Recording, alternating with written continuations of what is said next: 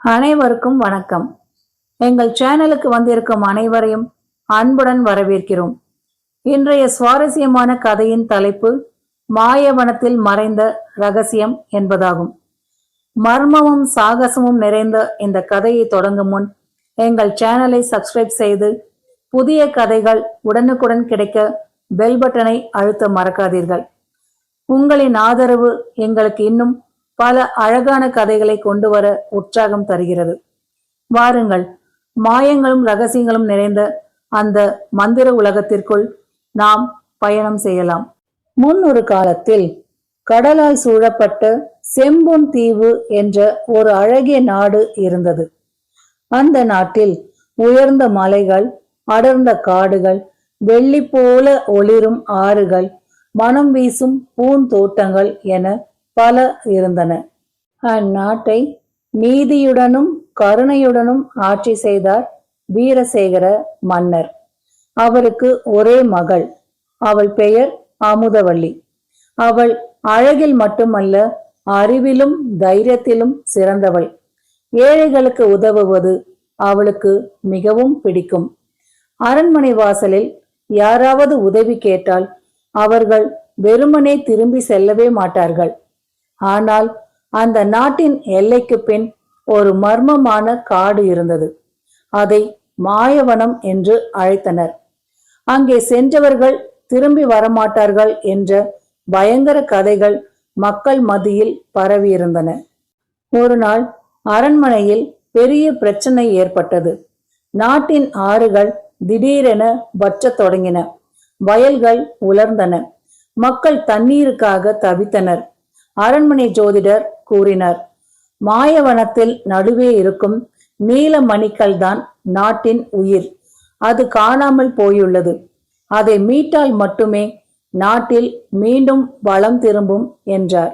இதை கேட்ட அமுதவள்ளியால் அமைதியாக இருக்க முடியவில்லை.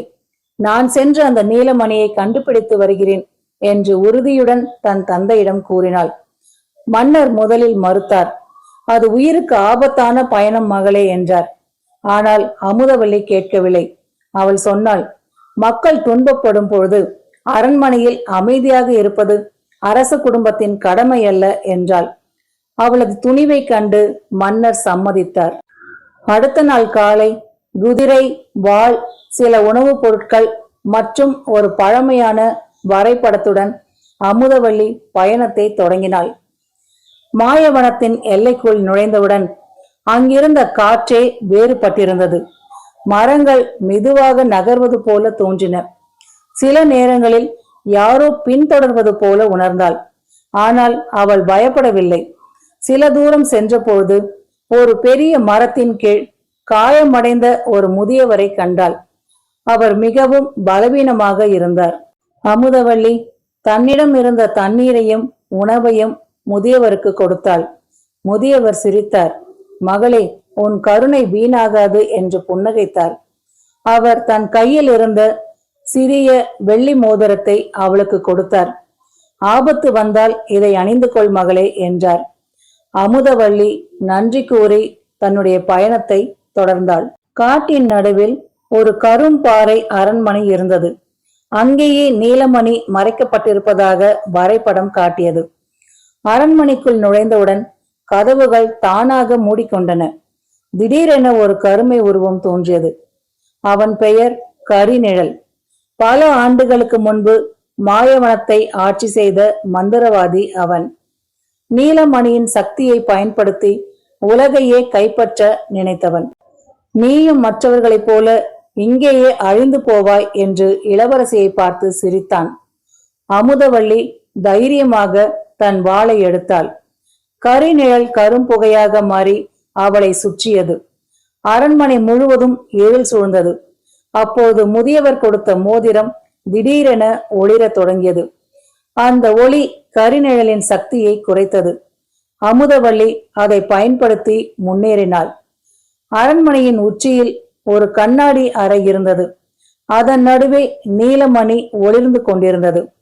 ஆனால் அதை பாதுகாத்து ஒரு பெரிய பாம்பு அங்கு சுற்றி கொண்டிருந்தது.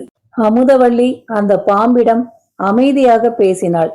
நான் இதை அதிகாரத்திற்காக எடுக்கவில்லை, என் மக்களை காப்பாற்றவே வந்துள்ளேன் என்றாள். பாம்பு அவளை சில நொடிகள் கவனித்தது. பின்னர் அதுவே தானாக மெதுவாக விலகி சென்றது.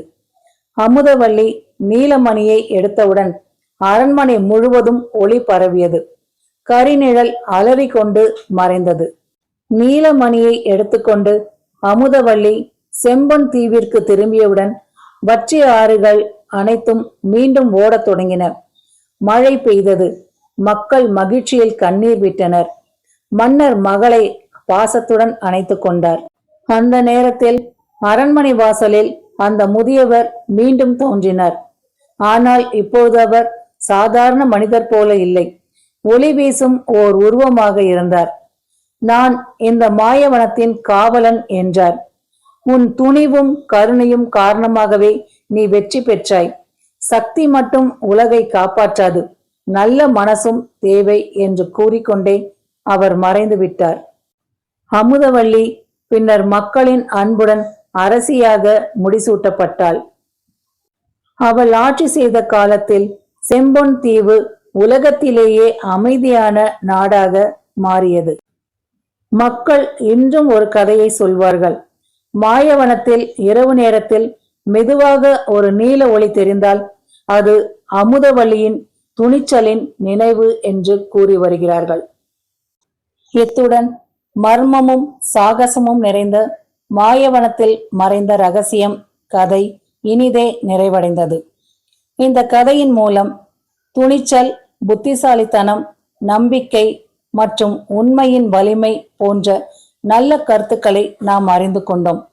வாழ்க்கையில் எந்த சவால் வந்தாலும் மன உறுதியும் நல்ல எண்ணமும் இருந்தால் அதை வெல்ல முடியும் என்பதையும் இந்த கதை நமக்கு உணர்த்துகிறது. இந்த அழகான கதையை முழுமையாக கேட்டதற்கு உங்கள் அனைவருக்கும் என் மனமார்ந்த நன்றிகள். உங்கள் அன்பும் ஆதரவும் தான் என்னை தொடர்ந்து புதிய கதைகள் உருவாக்கும் உற்சாகத்தை எனக்கு தருகிறது. இந்த கதை உங்களுக்கு பிடித்திருந்தால் வீடியோவை ஒரு லைக் செய்யுங்கள். உங்கள் நண்பர்கள் மற்றும் குடும்பத்தினருடன் தவறாமல் ஷேர் செய்யுங்கள். உங்களின் ஒரு ஷேர் மற்றவர்களுக்கும் நல்ல கதைகளை கொண்டு சேர்க்கும்.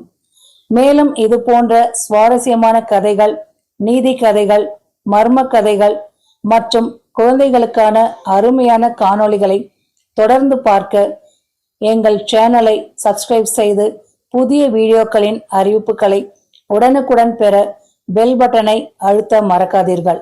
மீண்டும் ஒரு புதிய கதையுடன் விரைவில் உங்களை சந்திக்கின்றேன். நன்றி, வணக்கம்.